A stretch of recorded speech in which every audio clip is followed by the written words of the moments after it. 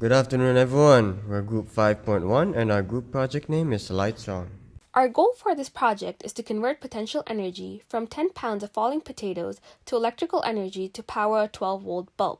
The potatoes will be suspended 2 meters from the ground. We decided that our stakeholders are those living in poverty or rural areas where electricity is inaccessible, which is largely present in African and some Asian countries. Our design has to store the converted potential energy for 1 hour before it is used.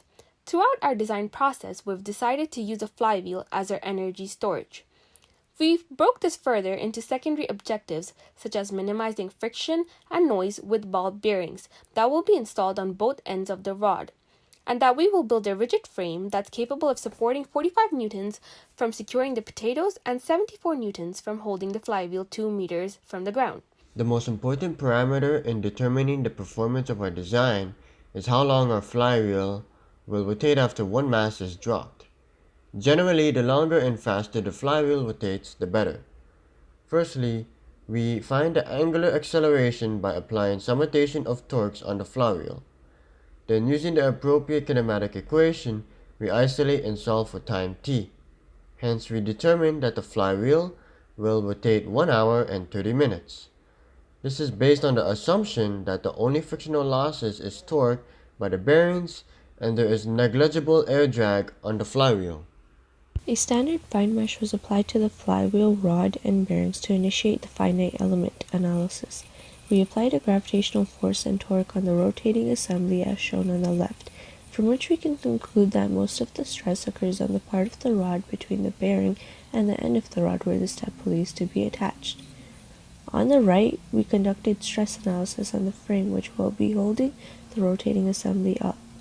The results illustrate that the frame is balanced and that we shouldn't worry about the tower falling over with the weight of the rotating assembly. Okay, so here is our final model.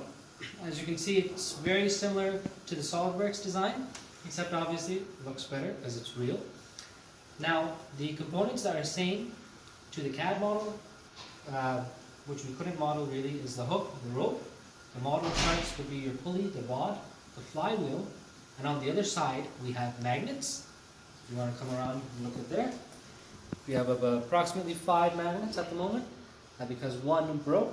We have our whole frame assembly, we have our baseboard, and the only components that are missing, unfortunately, are the coils, the block that holds the coils, and the coil rods. So that's the thing that we're going to have to do without. Now, how does this mechanism work? Well, simply, you have a bag of potatoes, which is then attached to the hook. The bag of potatoes is released. The rope is then tensioned by the weight of the potatoes. The potatoes fall. The rope twists the pulley. Now, the pulley is connected to the rod, and the rod is connected to the flywheel, so they all rotate at the same speed. So the potatoes will rotate the pulley, which will rotate the flywheel. Now, the flywheel will then proceed to rotate continuously, but of course there's a limit to this because there's losses in the bearings due to friction and air drag. Now, we've been able to calculate it for friction, and we've approximated this to run an hour and just over 30 minutes. After which, we would then harness the power after an hour. The speed would be slower. The coils would be inserted. There would be a resistance to the magnetic field, and that resistance would induce the transfer of energy.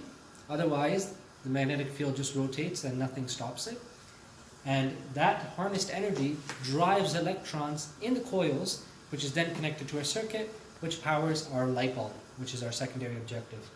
So now, less talking, let's go into a demonstration. Attempt number 2.